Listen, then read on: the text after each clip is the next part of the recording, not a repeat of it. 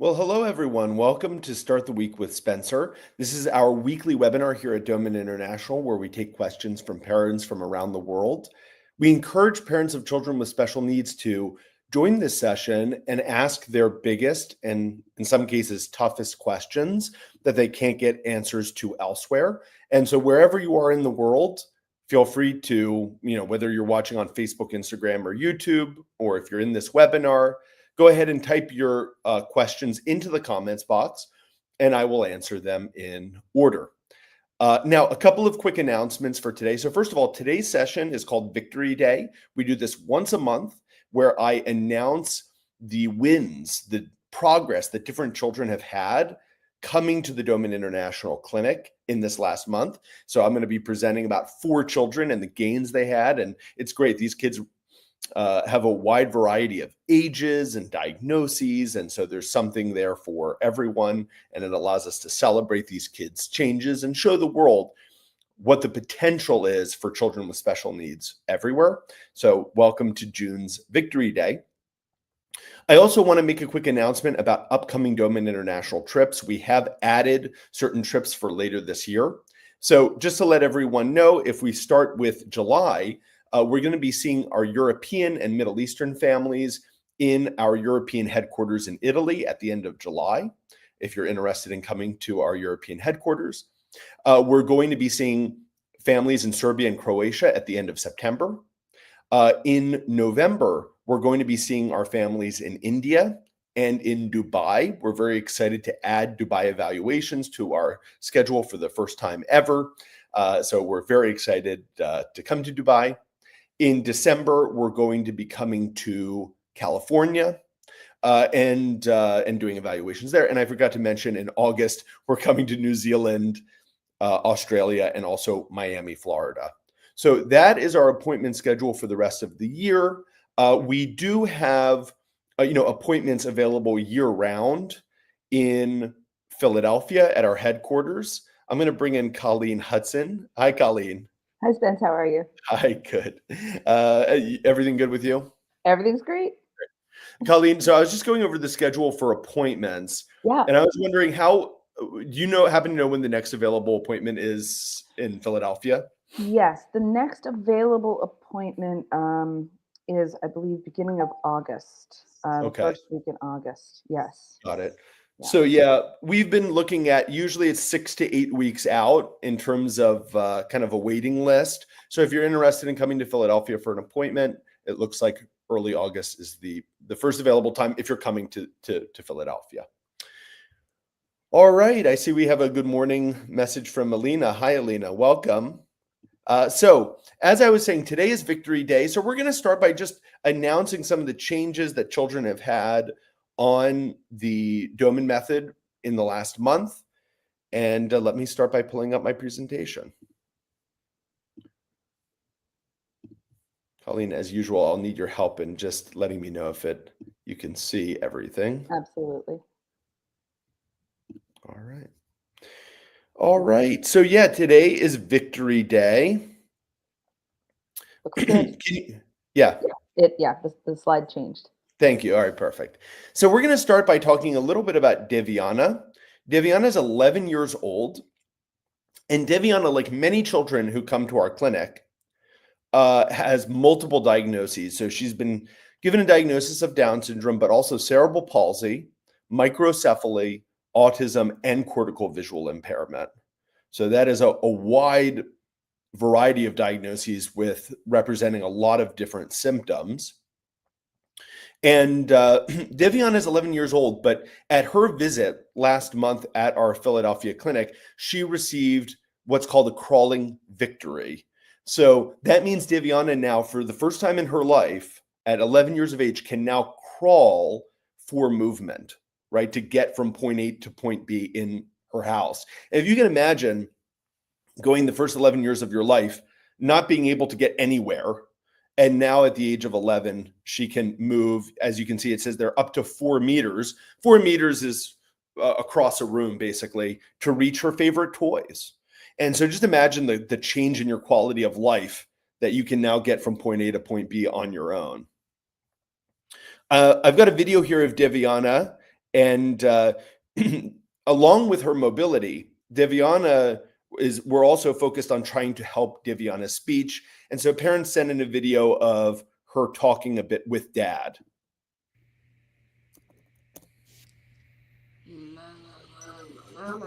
Yeah, well, can you say hi, Mom?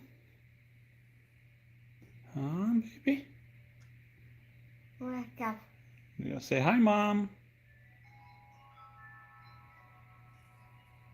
Hi, Mom. I love you.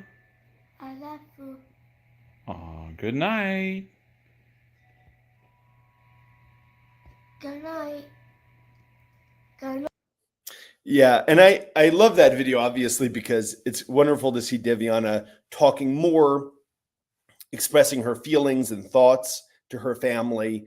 But something else I'd like to point out about that video, I'm not sure if you noticed this as we were watching. Divyana, like many children with neurodevelopmental delays, takes a little bit of time to get out what she wants to say. So dad said something like, "Can you say I love you, Mom?" And it took Daviana maybe 4 or 5 seconds to get that out. And it's really important for parents in these situations to be patient with their children and their speech. Sometimes adults are uncomfortable when a child needs a little bit of time to talk. And so the adult just keeps talking and talks over the child. And this delay is called a system response time delay. It's a delay to get the response out. The child knows what they want to say, but it takes them maybe 5 seconds to get that answer out verbally. So it's really important for a parent to be patient and silent to let the child talk. So, as I said with her crawling, Daviana is now initiating movement with intention. So it's her choice to move. And she can position herself confidently and uses crawling as a form of transportation. This earned her a crawling victory at her visit. At Doman International, we have specific milestones that are called victories. They're of course, every achievement a child makes is a big deal, but some changes are even bigger, let's say, than others. And so we have 11 victories that we award to children. So Divyana got a crawling victory at this visit. Another good change that she had this period is tactily, right, which is her ability to feel, has improved, especially now her ability to feel pain. And so this shows significant growth in her sensory processing and body awareness. By the way, I'm sure that it's not a coincidence that her ability to feel her body and her ability to move her body through crawling, both of those things having improved in the last 6 months, I don't think that's a coincidence because those two things are interlinked. And that's a huge step for Divyana in, of course, understanding her body, being able to feel it, and the world around her. So congratulations to Divyana and to her parents making huge changes even at 11 years of age. All right, now we have Davisha. Davisha is 3 years old, and parents were told that she has delayed development. And at this visit, we talked about big victories. Davisha had a language victory. So Davisha now expresses herself with a wide range of sounds and words. So her speech has really developed in these last 6 months. She can now say things that are couplets like "let's go" or "so cute." She can also say animal names like pigeon and doggy. I think when she was in my office, we saw Davisha in India for her evaluation. She saw an animal outside. I think it was a dog, and she pointed and said dog. So she's very observant and is using her speech in everyday life. She can sing entire songs, so she can sing happy birthday, for example. And she's now even using 3-word sentences like, what does the sparrow do? Right? Because she asks a lot of questions about animals. Her voice brings joy and delight. I think we have a video here of Davisha counting. What is the 16?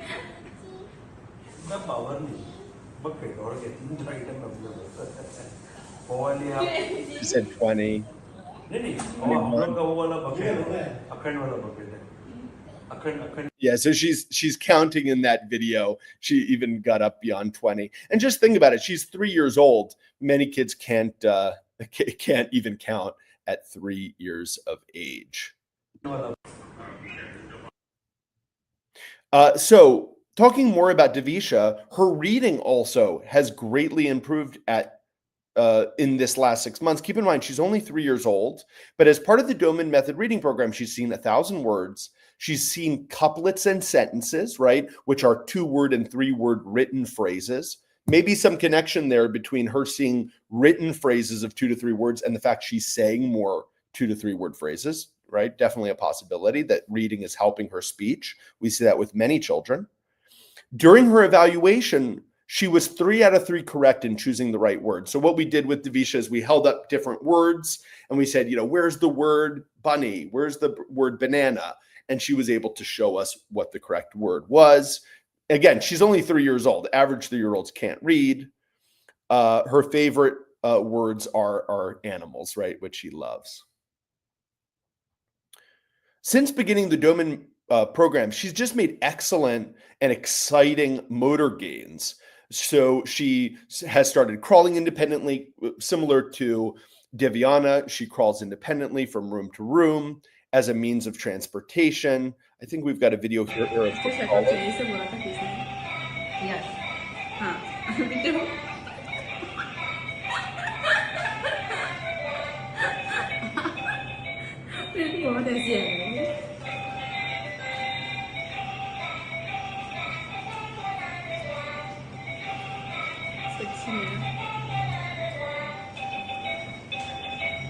There you can see her rolling, and you can see she's rolling for she's crawling for a purpose. She's crawling after a toy that moves. You can imagine how much richer her life is now that she can move on her own. She also follows 2-step instructions and observes her surroundings with curiosity. She understands 2 languages, Marathi and English, and this shows an expanded awareness of her environment and communication. So this is just showing more of Devisha's motor development. So you're just going to see a quick video, right? She has learned to crawl on the Doman Method. Now she's learning to stand. Here's a quick video of her going up into the standing position, holding on to some furniture.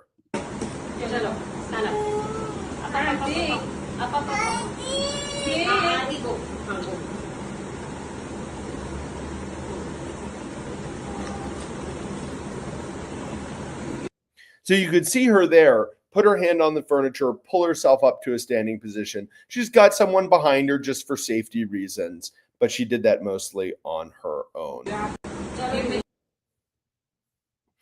She also, so she was able to crawl and sit on her own. I think this is a video of her sitting.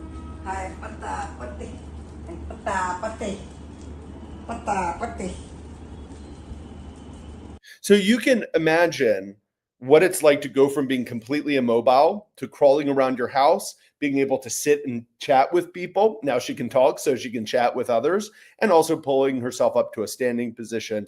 How great those improvements are. Hi, Devo. She's also becoming more independent. She's now feeding herself on her own and is trying to even dress herself and can do things like throwing, soiled diapers into the dustbin, right? These are things showing that not only can she have better motor control, but she's becoming more independent and mature. This is a video of her feeding herself in the car.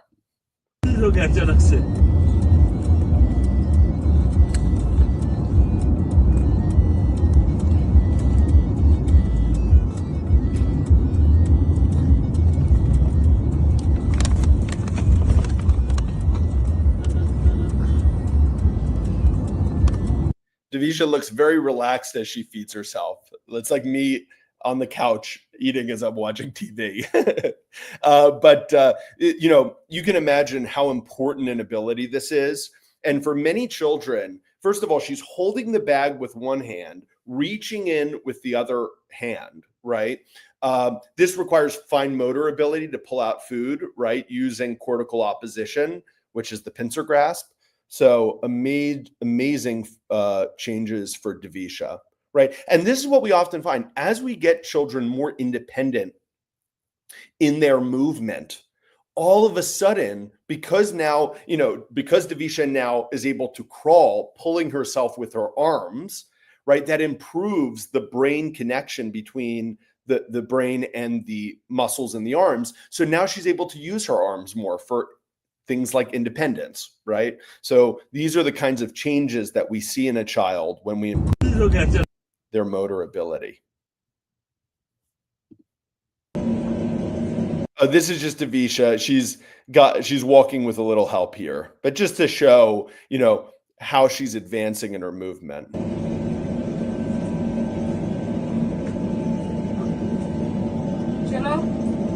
Right. So you can see, her general progress in motor development. So congratulations to Davisha and to her family. Well, now we have Aban. Aban is 4 years old. You can see here, it says suspected autism, so not an official diagnosis. By the way, we have some children that join our program. Parents are told, your child will probably be diagnosed with autism. And then maybe after 6 to 12 months, they go back to that. But by the way, we wouldn't tell the parents that, but they're told that by another specialist.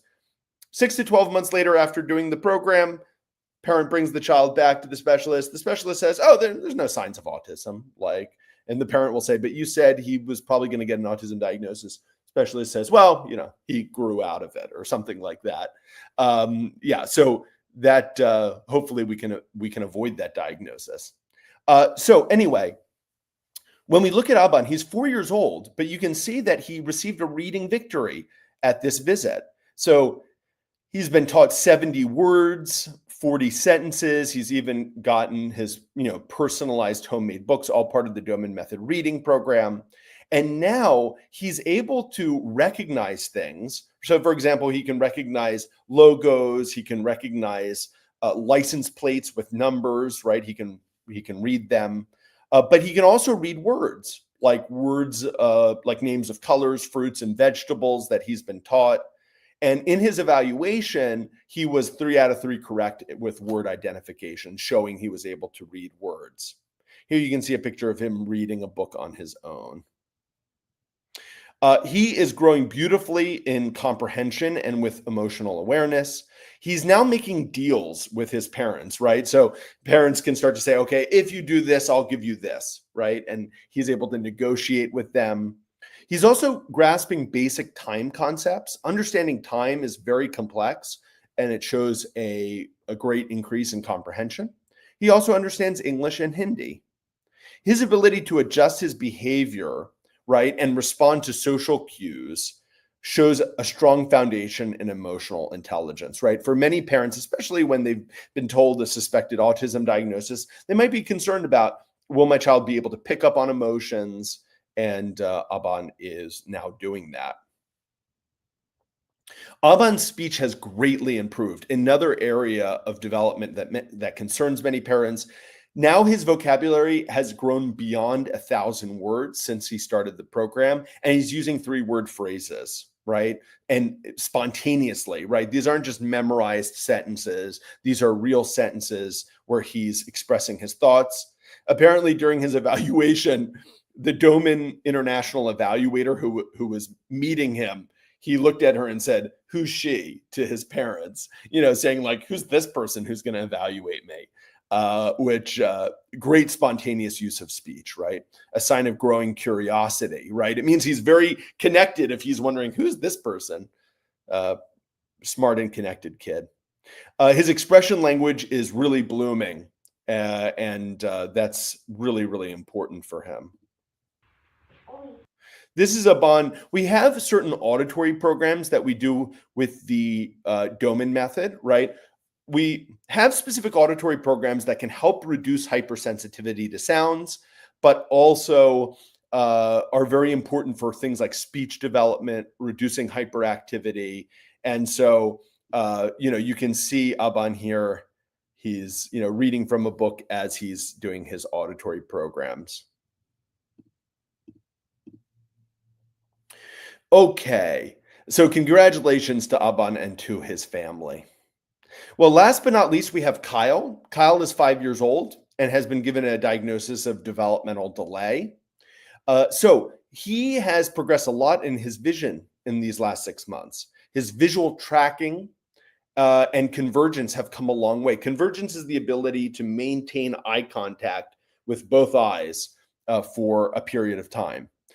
He confidently walks up and down stairs now in familiar spaces without needing support. Many children, because of visual problems, need to hold on to the railing or to a wall when walking up and down stairs because they have depth perception issues. They can't perceive how deep the stairs are. Kyle no longer needs that.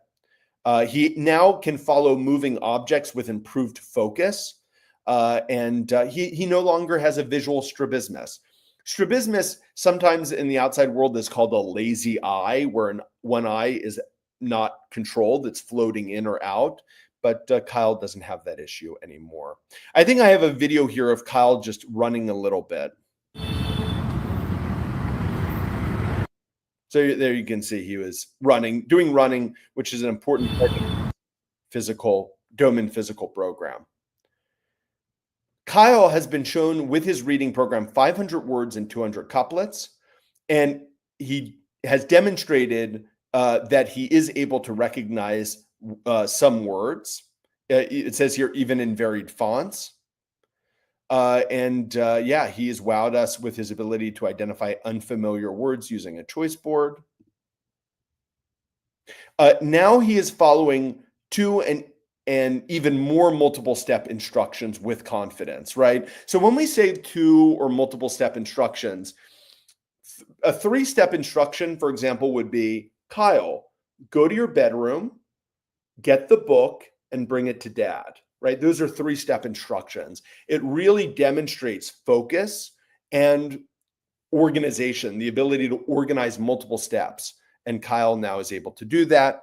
And he also, he's responsive to making deals now, again, a sign of better comprehension, and understands 2 languages, Hindi and English. His comprehension has grown so strong that his parents can now even leave him in a room alone for short periods, right? Not leaving him in the house, of course, but leaving him in a room where he can play alone and trust him to know that he'll be safe, right? Which is a big, big step for parents, right? When you know, okay, I can have 5 minutes alone in the bathroom and I know they're not going to do anything crazy. That shows a big sign of maturity improvement with the child. Now in his speech, Kyle has over 100 purposeful words that he uses to communicate his thoughts and ideas. He can say if he's hungry, thirsty, needs the bathroom, basically his needs. He can communicate now with his speech as his speech has progressed with the program. And he uses both English and Hindi, depending on who he's talking to. So he'll know, oh, this is a person who only speaks Hindi. I'll use these words with this person. This is a person who speaks English. I'll speak English with them, right? Which shows a lot of brilliance, right, for a young child. His tone, his clarity, and expressive vocabulary has been improving. Also, he's now open to trying new foods. This is a big concern of a lot of parents. My child is picky, won't try new foods. He only eats a small group of foods. Kyle now is open to trying new foods. He'll try gluten-free flours, millet, fruit that he wouldn't have tried before. His tolerance has improved remarkably. And before he used to avoid specific textures of foods. Now, thanks to oral integration, stimulation inside and outside of his mouth, parents have been able to handle that. So a big win in his sensory development. So congrats to Kyle and to his family. So, I always like to say on Victory Day when we go through these wins, please note the big range in ages. Today we went from children from 3 years of age to 11 years of age, some children with up to 5 diagnoses. Some really remarkable changes for the kids this month. Fantastic.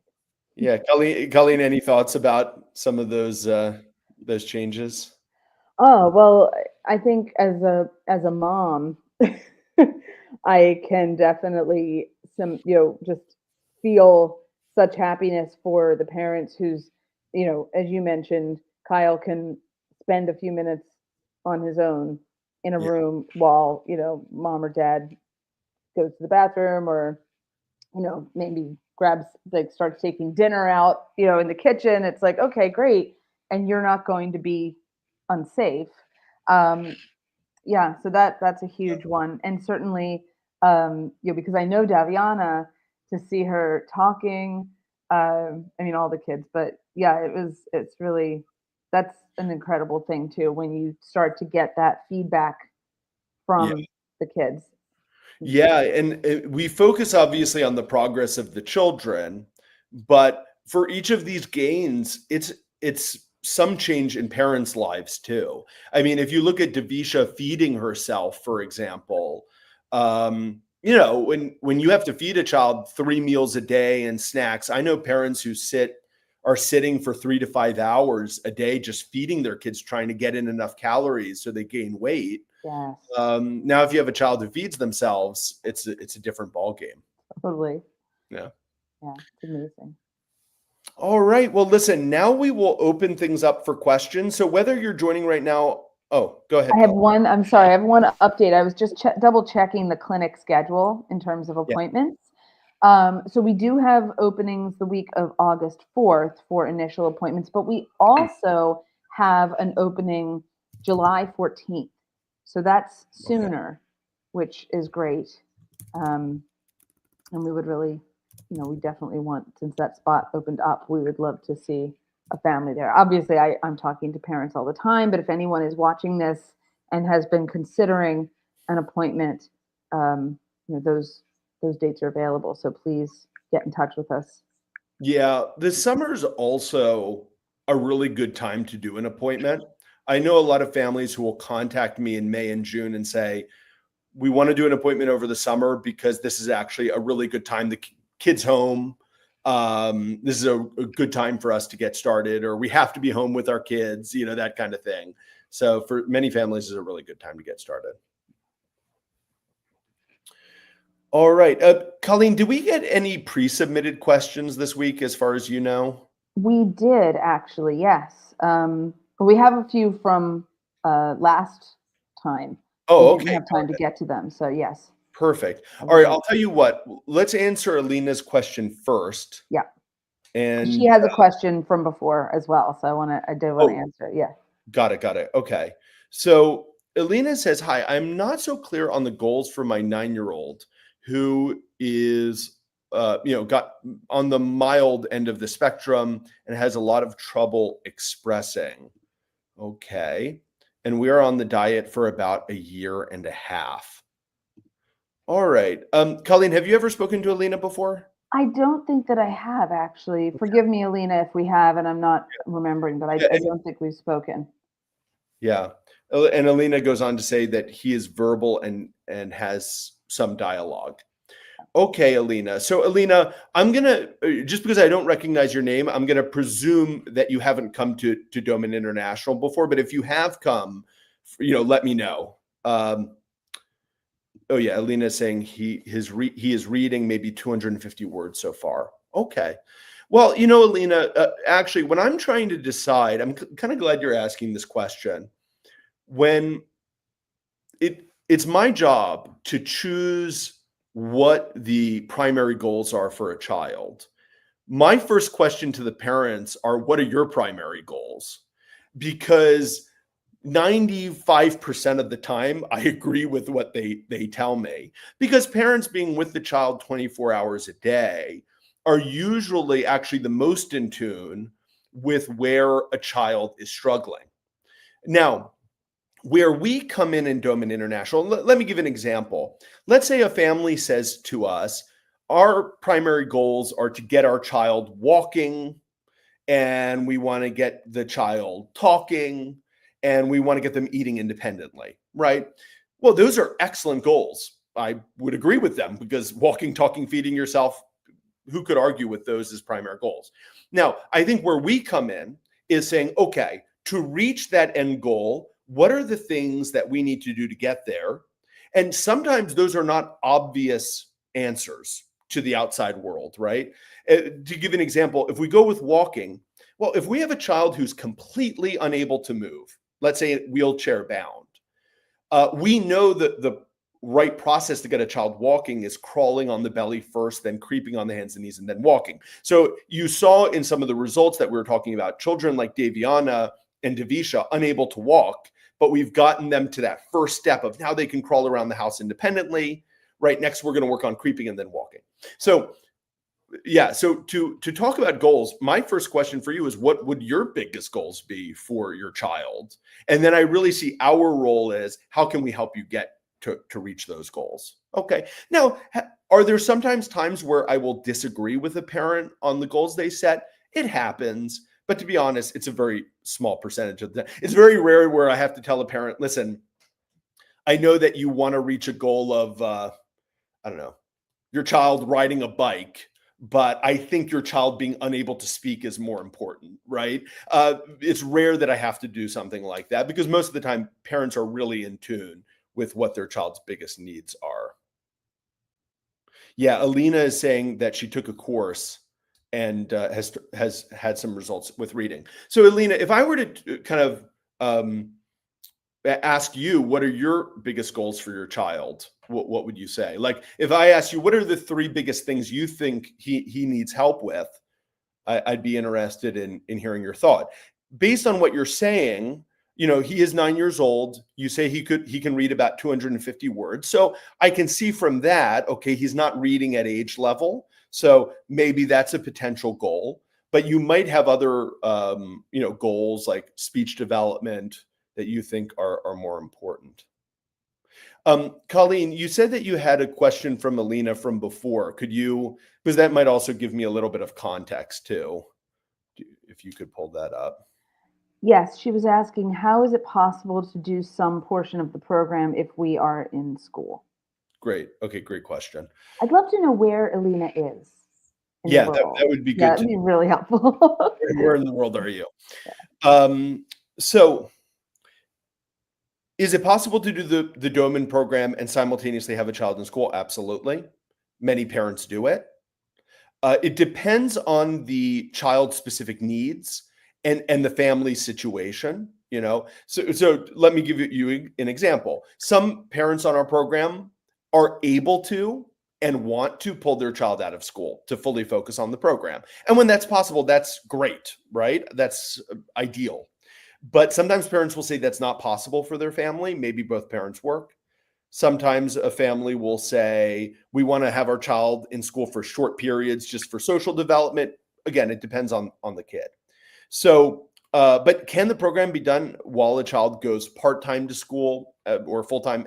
The answer is absolutely. And we work with a lot of families. So one of the first things that we do when a family comes to our clinic, for example, is we'll say, how many hours in a day are you able to do the program? And then we'll work within those parameters, right? If they say we can do 3 hours, okay, we can work with that. And then we'll also talk to them because sometimes parents have very in-depth questions about school. Sometimes parents want to know our opinion. Should our child go to school? Should they go to school part-time? What's the best scenario? We'll also, based on where your family is in terms of your schedule and your life, hear you out and then give you our recommendations. In the end, of course, it's parents' decision, but we'll always give you our thoughts on, what we feel is the best situation for your child. She's in Brooklyn. Alina, you are next door. You're very close. Compared to the vast majority of families we see. That is amazing. I love that. I am going to email you so we can hop on the phone at some point this week and then I can answer more questions for you. Yeah, that would be great. And so Alina is saying here that probably communication is the biggest goal.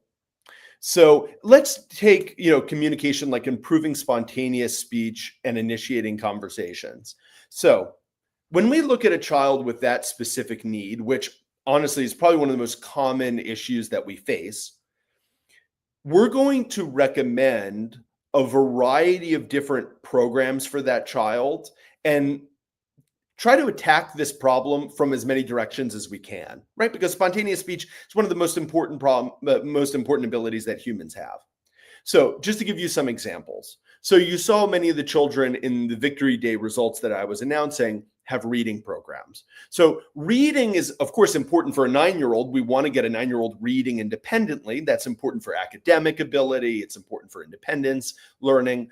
But what many people don't realize is a reading program also can help with spontaneous speech, because many children with special needs are better visual learners than they are auditory learners. So when they see language through the visual pathway written for them, it helps them with producing speech. So I use the example of one of the children, Davisha, who started speaking in couplets and phrases this period. She also saw couplets and phrases in her reading program, probably a connection there, right? So for a reading program, very good for spontaneous speech. We also give a speech enhancement program to children on our program. So we give specific activities that are focused on how can we improve a child's ability to talk.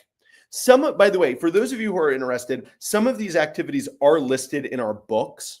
Okay, so in the book, The Doman Method from Special Needs to Wellness, this book here, there is a chapter on speech development. So in this book, let me give it to you. I think it's like chapter 19, something like that.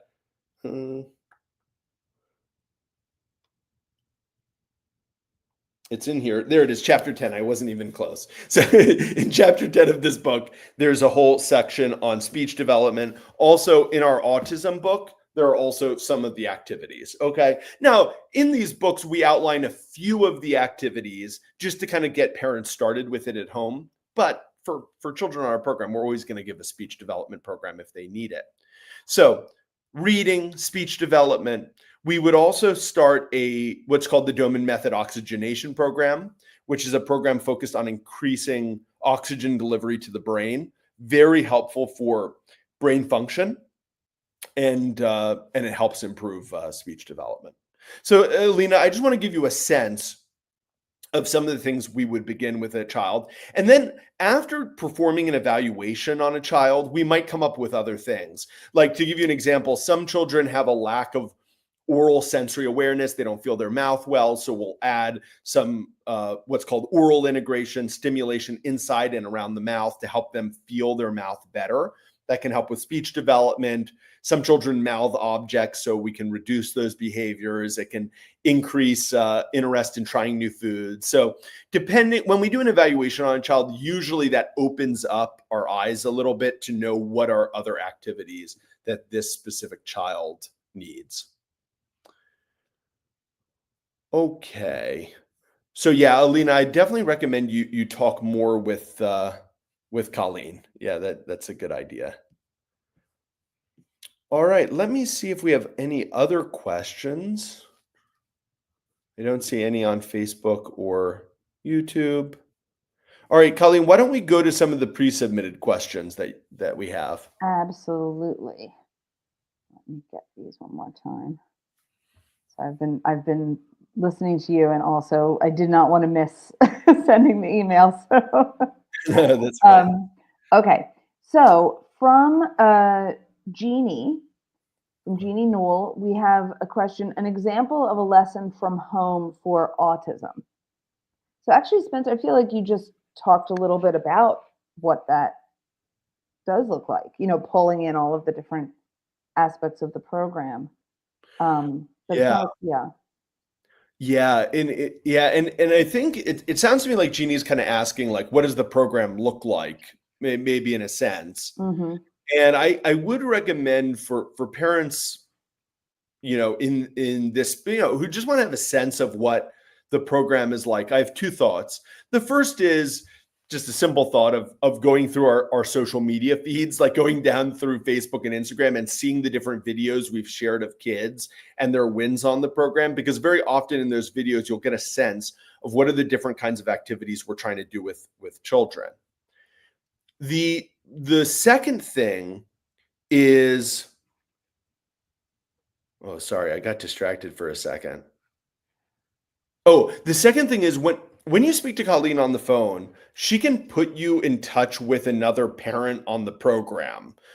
So sometimes a parent will contact us and say, we're interested in the Doman Method. Maybe we've read the book, but we're not 100% sure this is right for us. And Colleen could get you in touch with another parent who might have a child with a similar diagnosis to your child, or a family that might live in the same country as you. So that way you can communicate with a parent and hear from them what their experience is like. We call this the mother to mother program. We found a lot of parents, when they speak to other parents, they get a very good sense of what the program is like. So true. Yeah. I have a couple of videos I can share too from YouTube. Well, I mean, they're on YouTube, but sometimes there's a lot of stuff there. So if you want examples of, we did these a few years ago. We should do another one sometime, but it is a lot of work for the parents. It was very kind of them to do, but it's called A Day in the Life, and they're really nice. There are three of them, and really nice little videos of parents whose kids have various diagnoses, just showing in different ages, showing what their day to day looks Thank like. you for reminding me. I'd forgotten Yeah, about the they're videos. great. Yeah, I so love them. if you contact Colleen and say, hey, send me the day in the life videos, and they're pretty nice. They're probably maybe, I don't know, 7 to 10 minutes in length. And the mom really kind of goes through, like, here's our checklist.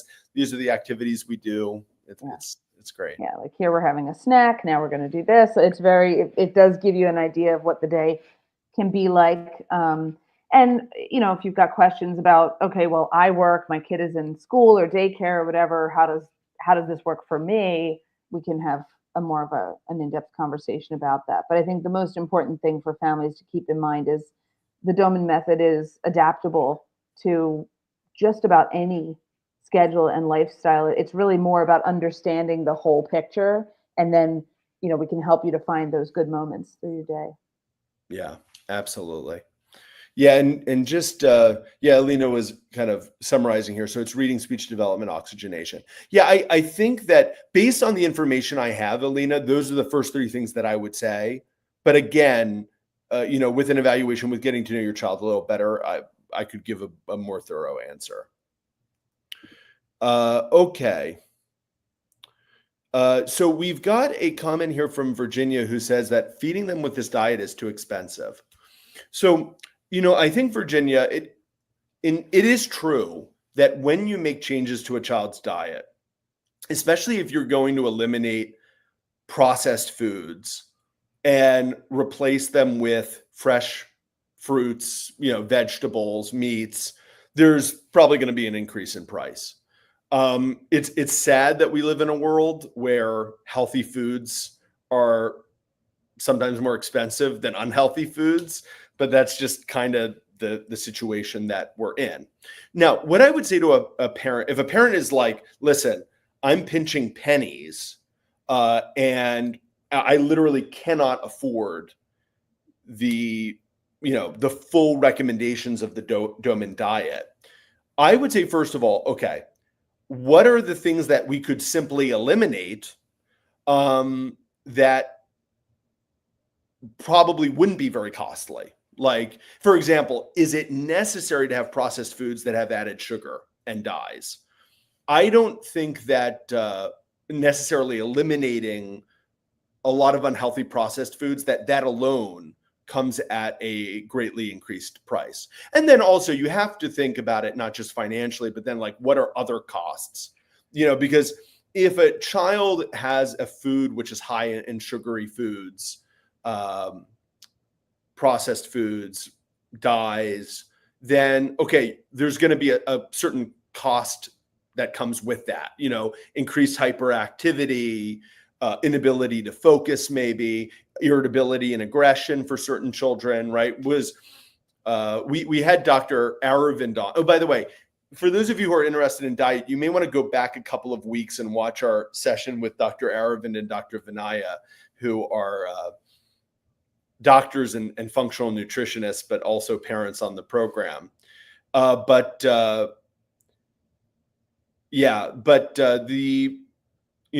we're talking specifically about the costs of an unhealthy diet, very often an unhealthy diet is creating problems that will have to be resolved in one way or another. So if you've got a child who's chronically ill or hyperactive or irritable, what is that going to have to mean?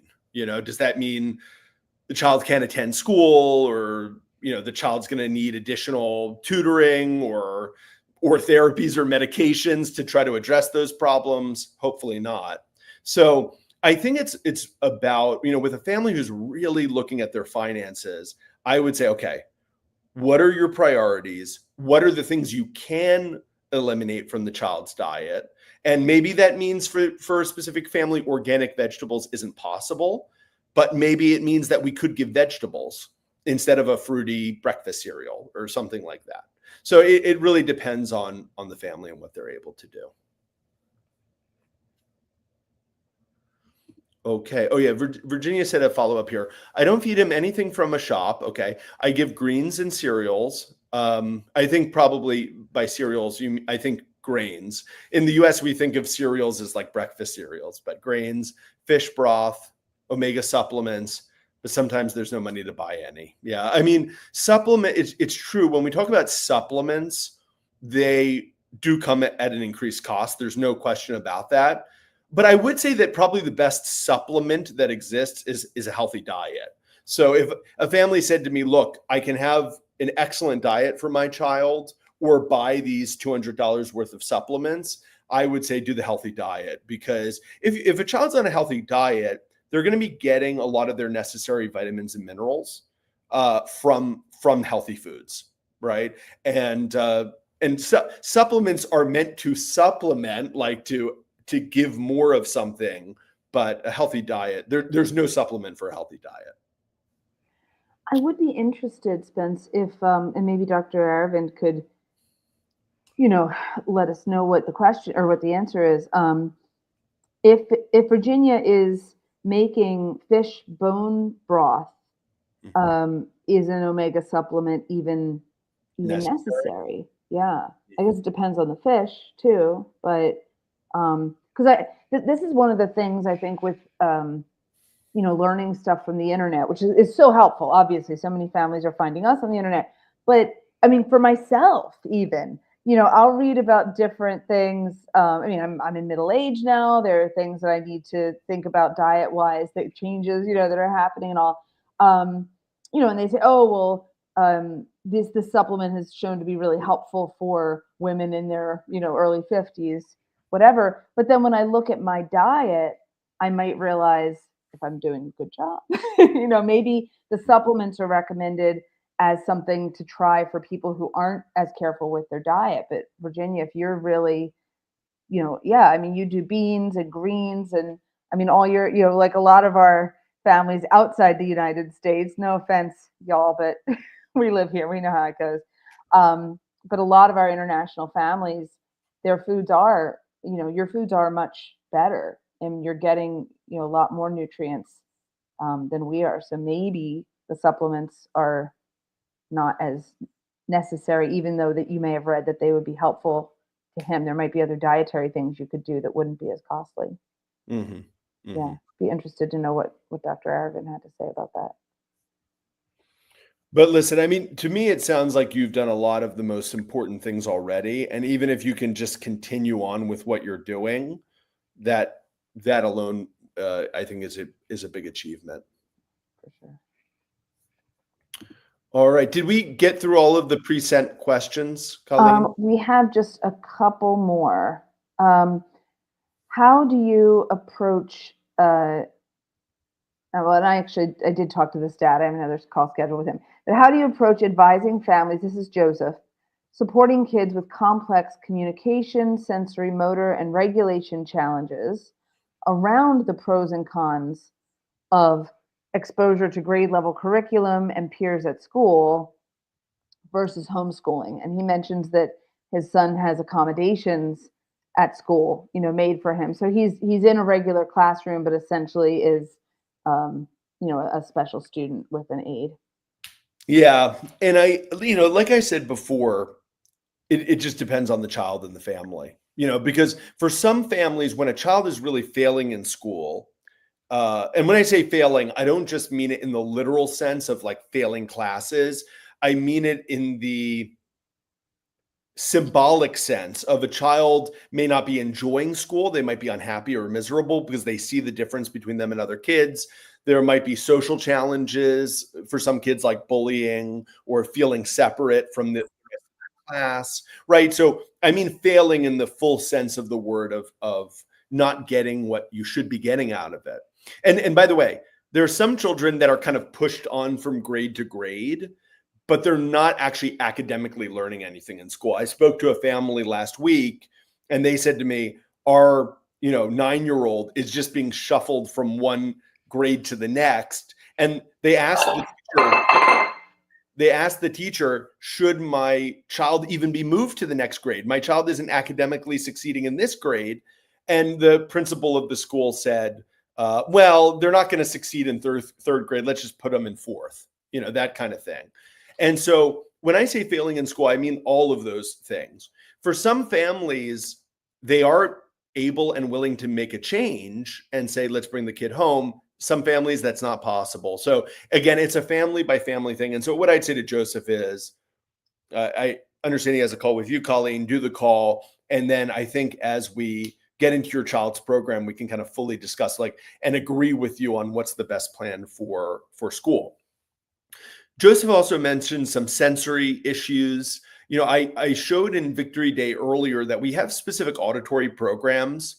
One is called electronic auditory stimulation. We have another one called the Safe and Sound Protocol. These are really helpful auditory programs for kids with auditory hypersensitivity issues or auditory processing problems. And so very often with kids with both speech and auditory issues, which honestly, most children with speech problems also have auditory problems, right? Because of those two things being so interconnected. Very often children with speech problems need these auditory programs. All right, we've got a question here from Melina who says, I'm also very concerned about the ability to do small alternative movements, so-called, but we work on them with just learning them slow. And I think it's improving somewhat. Also getting nutrition as far as B vitamins, maybe more specific things for metabolic pathways, because we see some muscle weakness or some muscle tone preventing easy doing different small movements. So Elena, if we look at, for example, vitamin B, there are many children on our program who need vitamin B supplementation, but we make that judgment based on lab tests. So what our nutritionists will do is they will ask for specific kinds of lab tests so they can see if a child has a lack of, a specific vitamin or nutrient. Like you mentioned, there are also certain kinds of metabolic testing that for certain children will recommend to see if certain metabolic pathways are functioning correctly. And if they're not, they might need certain supplementation for that. But yeah, that should be determined by, a lab test being done. Every child on our program, when they get lab testing done, it's reviewed by one of our doctors. The doctor provides recommendations. And then when the family sees the nutritionist implements those changes into the child's diet and then also in terms of supplement recommendations. Okay. Any other questions, Colleen, that you have? Just one about generally looking for more information on the Doman method for a child with Fragile X. Yeah. It's interesting. I don't know if this parent found me through this. I did an interview probably 3 or 4 months ago with Fragile X India on their Instagram page. We've had many children on our program with a Fragile X diagnosis. I would, for this parent, recommend the Doman Method from Special Needs to Wellness, this book. I do know many children with Fragile X also get an autism diagnosis because like many children with genetic conditions, they lead to neurodevelopmental conditions. So if the child were to have an autism diagnosis, I'd also recommend this book, Answering Autism. Okay. But otherwise, the Doman Method from Special Needs to Wellness is the best book to start with. If they haven't seen my interview with Fragile X India, you could probably go to their Instagram page and find it.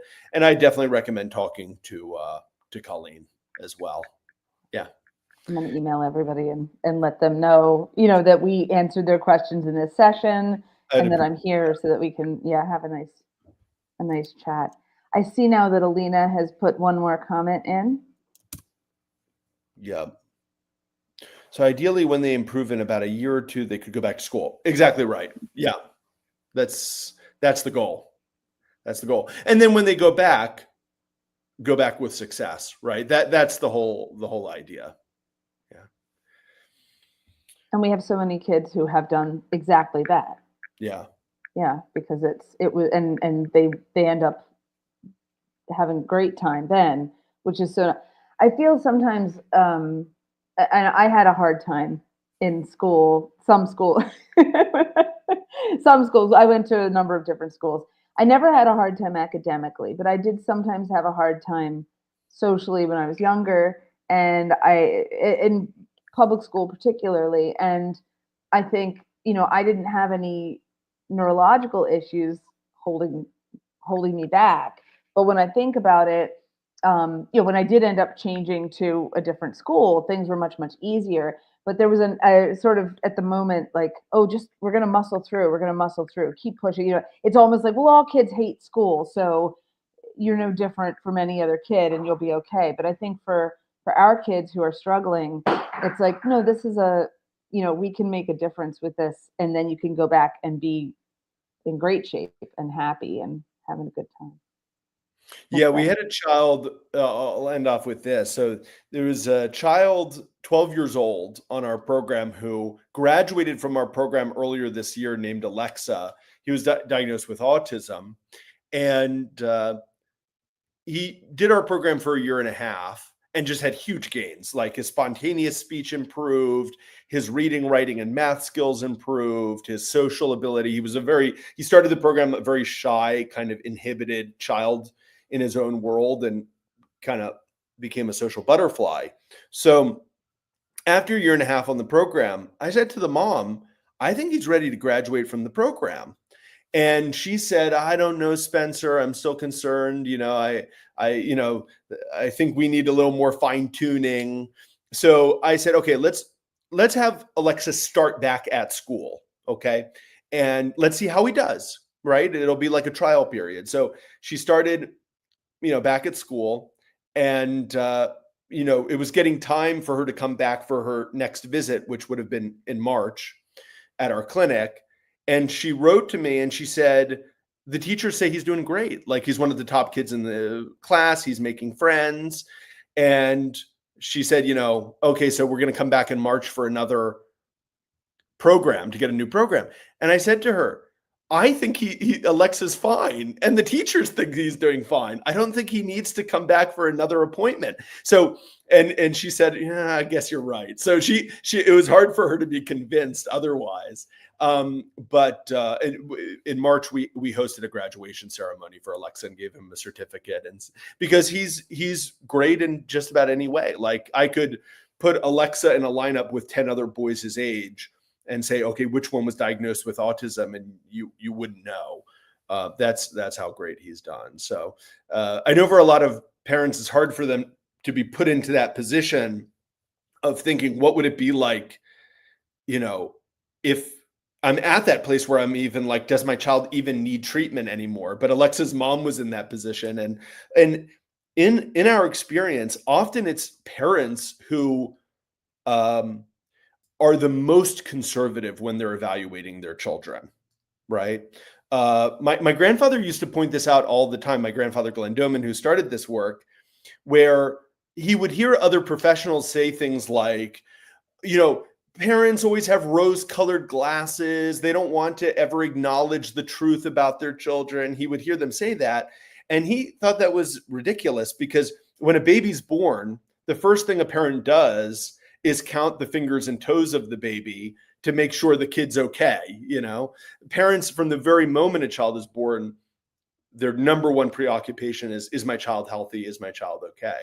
So it's very common for us, when it comes time for a child to graduate from the program, that we're saying to the parent, we think your child's ready academically, socially, and the parent goes, okay, all right.